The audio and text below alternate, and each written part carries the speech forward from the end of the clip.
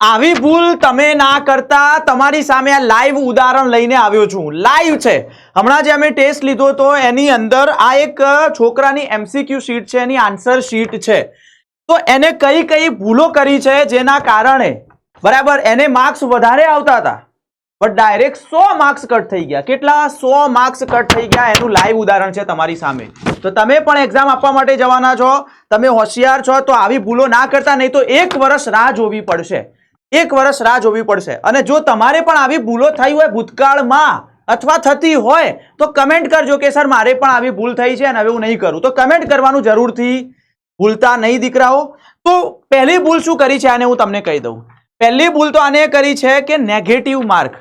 હું અહીંયા કહું, આ જે છોકરાનું રિઝલ્ટ છે એને 80 સાચા ટીક કર્યા છે. કેટલા? 80 સાચા ટીક કર્યા છે. હું તમને અહીંયા કહી દઉં કે એના જે સાચા હોય, એના જે સાચા છે એવા 80 છે, પણ એને ખોટા 99 ટીક કર્યા છે. ભાઈ બોલો, ખોટા 99 છે.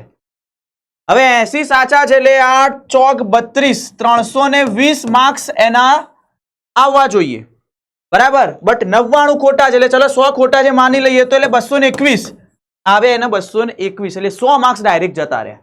બીજી વસ્તુ તમને કહું, આ ખોટાની અંદર એની 15 પ્રશ્નોની આખી અહીંયા સિરીઝ ખોટી છે. પછી મેં જોયું, મેં કીધું આખું બધા સળંગ ખોટા કેમ છે, એનું રીઝન શું છે? તો મેં એનું મિલાઈને જોયું તો એને શું થયું ખબર છે? એક એક પાછળ કરી નાખ્યો એને. એટલે કે ધારો કે 145મો જે ક્વેશ્ચન હતો તો એને 146મો સમજીને પાછળની આખી સિરીઝ ટીક કરી એને, તો 15 એમાં ખોટા પડ્યા એને. એટલે 15 માર્ક્સ ગયા, ડાયરેક્ટ 15 માર્ક્સ ગયા.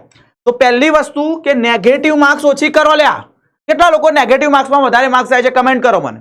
બીજી વસ્તુ કે તમારી પાસે પેપર આવે છે, પેપરમાં પહેલું પેજ છે, પહેલા પેજમાં ધારો કે 3 MCQ છે અથવા 4 MCQ છે, પૂરા થઈ ગયા, તમારે સોલ્વ કર્યા, 4માંય ચલો 2 જ થયા તો 2 પૂરી દો પહેલા. એવું ના કરો કે 20-25 થશે એક સાથે બલ્કમાં પછી હું અંદર ટીક કરીશ. ના, ભૂલ થાય છે એમાં. બીજી વસ્તુ, આને ભૂલ શું કરી છે, આમાં 4 થી 5 એવા MCQ મને દેખાયા જેમાં એને શું કર્યું છે કે જે MCQ 1, 2, 3, 4 ABCD હોય તો એને પહેલા C આખો પૂરી દીધો છે. ભાઈ કે ના C નહીં આવે તો એને એ આવી રીતે પૂર્યો, અડધો પૂર્યો છે, તો ત્યારે પણ ખોટું આપવું પડ્યું. પછી બીજી ભૂલ શું છે કે આવી રીતે 4 MCQ હોય ABCD તો એની અંદર એને પૂરતા આવી રીતે એક નીકળી ગયું છે, આવી રીતે થઈ ગયું છે, તો એ પણ ખોટું થઈ જાય આખું. તો આ ભૂલો જે છે પ્લીઝ તમે ના કરતા. તમને આવડતું હશે તો 1 વર્ષ ફરીથી રાહ જોવી પડશે, ડ્રોપ લેવું પડશે, ફરીથી નીટ એક્ઝામ આપવી પડશે. એટલે આ તમારી સામે લાઈવ ઉદાહરણ છે. તો કેટલા લોકોને આવી ભૂલો થાય છે એકવાર કમેન્ટ કરો કે યસ સર મારા પણ આવી ભૂલો થાય છે, હવે ભૂલો નહીં થાય. તો આ હતું તમારી સામે લાઈવ ઉદાહરણ. અને દરેકને બેટા બેસ્ટ ઓફ લક રી નીટ એક્ઝામિનેશન માટે.